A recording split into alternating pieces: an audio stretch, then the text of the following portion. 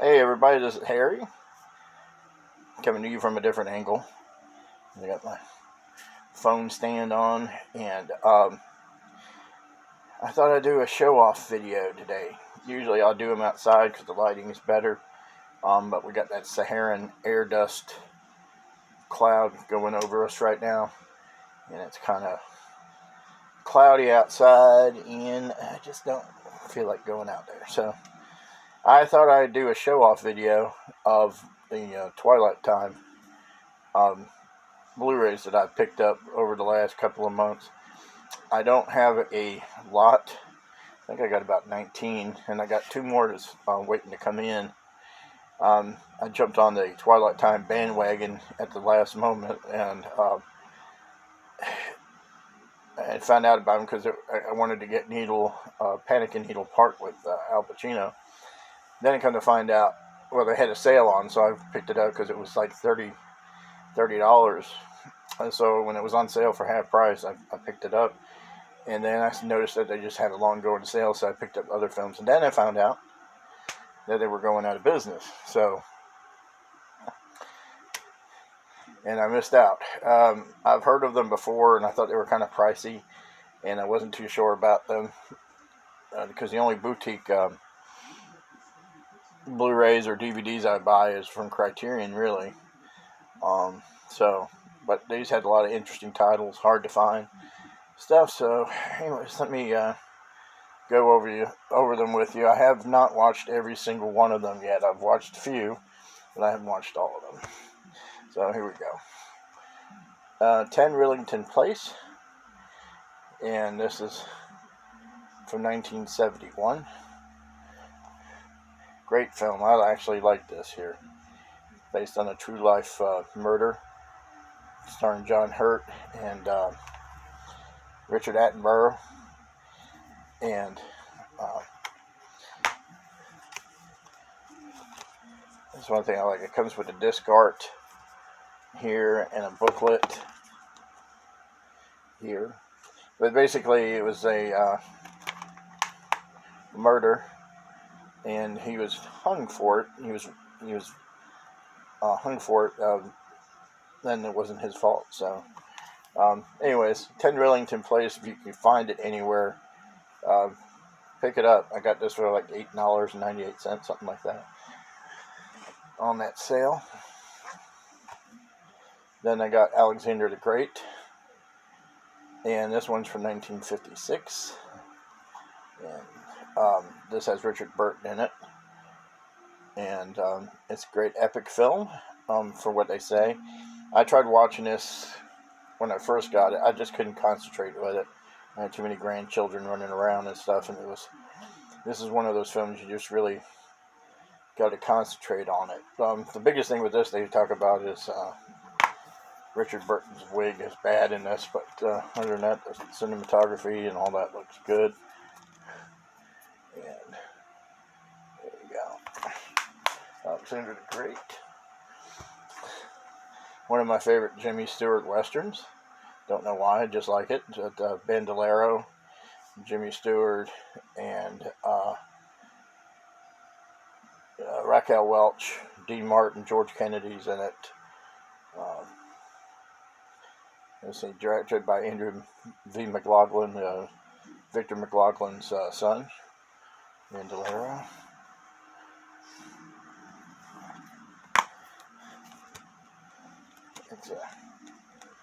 I like these Twilight here. They have the disc art in the booklets, like I said. They're not detailed as like Criterion can be sometimes, but they always give you interesting facts, and that's what I like about that. And the transfer looks great on it. I watched that one. Beat the Devil, 1953, Humphrey Bogart film. Directed by John Huston with Jennifer Jones, Gina Lolo, Brigida. This is considered a cult classic film now. And this is the best print it ever looked at. It has been restored, and it looks marvelous. I can't say so much for the movie. I reviewed this on this channel. But if you're a Bogart fan, you should have it in your library anyways as a curiosity piece. The picture does look good. If you do collect his films, try to pick this up. It shows out of stock on their website, but you can probably find it on other websites, and I don't know for how much. Born Free for 1966, with Virginia McKenna and Bill Travers. Remember watching this film back in the day on Sunday afternoon television, and yeah, great family film, unspecial. Basically got it because I remember, the remembrances of it from growing up, but also because it was the year I was born, and I was trying to get some movies from 1966. All right, The Chairman. I have not watched this one yet. Gregory Peck, Anne Haywood, and Arthur P. It's an Arthur P. Jacobs film, directed by J. Lee Thompson, and this came out in 1969. And I guess this is they did The Guns of Navarone together, Cape Fear, and McKenna's Gold. And this is the fourth film that J. Lee Thompson did with Gregory Peck, The Chairman. Need to watch this one here. Comes with the booklet and the disc art. It's an interesting film. The Cowboy, Jack Lemmon and Glenn Ford. This came out in 1958. Great transfer, good film. I've never seen it before until I got this. Jack Lemmon in a serious role, not one of his comedic roles. I finally graded one of the battles. Alright, sorry about that. My daughter waltzed in. Tell me, she makes YouTube videos, gotcha life stuff, little animated stuff that she does. Pretty talented. Anyways, Don't Bother to Knock, Marilyn Monroe. I saw this years ago on, I want to say Turner Classic Movies. I've yet to watch this release of it. Looking forward to it. But Richard Widmark, Marilyn Monroe, directed by Roy Baker. And this came out in 1952. Just before everything hit. Before she became big. Don't Bother to Knock. This is one I got off of eBay because I love Paul Newman, and I'm trying to get a collection of his films in Exodus. I was able to find this for about $20 on eBay. I have not watched it yet. I might try to watch that soon. I had just watched a movie similar to this.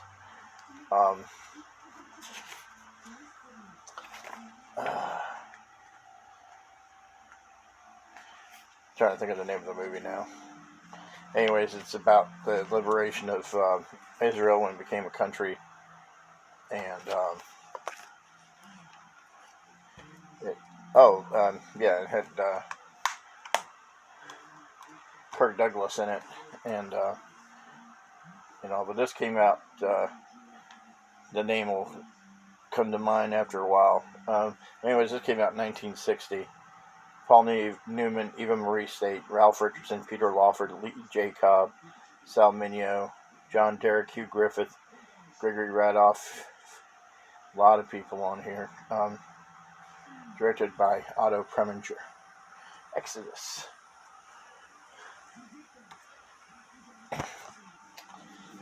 The Fortune Cookie. Jack Lemmon and Walter Matthau from 1966. First Twilight Time film I bought. And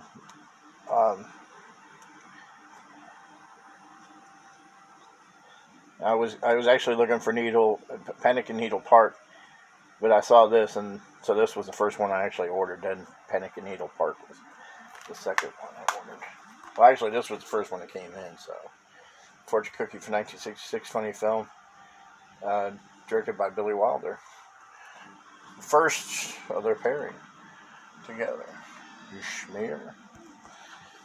Another Paul Newman film, From the Terrace. This is from. They were good about putting dates on here.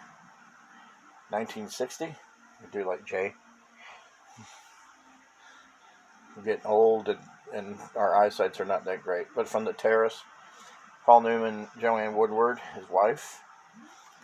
Have not watched this yet. Then we have that. We got a bunch of movies that we have to watch. And we keep watching other stuff. So that looks good. 20th Century Fox release. This one I got because Ryan Chataway mentioned it on his. He was talking about his Twilight Time film about a month ago. Harry and Walter Go to New York. Elliot Gould and James Caan and Diane Keaton. This came out in 1976. Started watching it one night and fell asleep, so I'll have to rewatch it. A lot of The Sting, stuff like that came out around this time. So they were cashing in on the old New York, old style, timey looks in the film. Great film. The Last Detail. Bought this on eBay because this was out of print on Twilight Time. Or out of stock, out of print, whatever. Got it for about $23.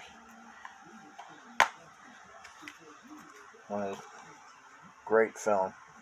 They just come on late at night. Late night TV. The late movie. And I always catch it. And now I see it in its unedited form. Great transfer too. It's from 1973. And Jack Nicholson with Otis Young and Randy Quaid, young, and Clifton James, young Randy Quaid, before he went bonkers. Moscow on the Hudson, another out-of-print one I found on eBay with Robin Williams from 1984. Used to watch this on HBO all the time. Just glad to have this one because I've been looking for it and I didn't want to have it on VHS or DVD, I mean. But glad to have it. Transfer looks good. And what is it? Directed and produced by Paul Mazursky. Moscow on the Hudson. Panic in Needle Park. Al Pacino's first big film role. Glad to have this one. The reason why I got Twilight Time, or started buying Twilight Time. This and the Fortune Cookie were the first two ones. The first two I got. But Fortune Cookie came first in this one. Nice transfer. Hard film to watch sometimes, but it was good to see New York City back in the day when I was a kid growing up. Brings back a lot of memories. Prayer for the Dying, Irish IRA movie with Mickey Rourke, Bob Hoskins, Alan Bates, directed by Mike Hodges. Hadn't seen this in ages until I bought this. Didn't do well at the theaters. It bombed, kind of went out, and then played incessantly on Cinemax or HBO back in the day. Good film. For Jaws, there were the 7-Ups from 1973. Roy Scheider,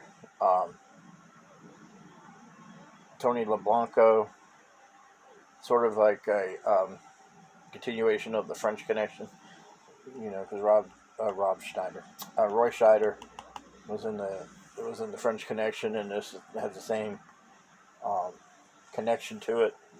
You know, it's not considered a sequel to it or a spin-off, but The 7-Up's great film. Good to see New York again. The Tall Men, I watched this last week with Clark Gable and Jane Russell, Robert Ryan. Beautiful shot film. I watched it on the big TV out there. I was able to watch it on the big screen, a 60-inch TV. Great CinemaScope film. This came out in 1955.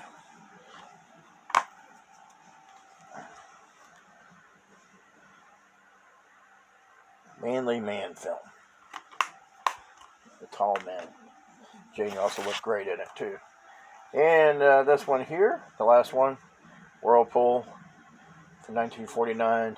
Gene Tierney, Richard Conte, Jose Ferrer, Charles Bickford, directed by Otto Preminger.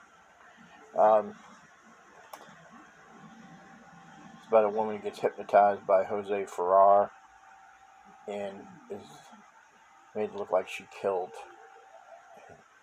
a woman. And anyways, it's a great film. It's a very Hitchcocky type film. Whirlpool. And could have been a Hitchcock film. I might do a review on this one. Ian asked for a review. I might do one soon. But yeah, it's a great film, great print. This was one of their newer releases from last year. And that's that. So those are my minuscule Twilight Time collection. I got 2 more coming. One in Edward G. Robinson, one and another one called The Chase. So, thank you very much. Be safe out there. Talk to you later. Bye.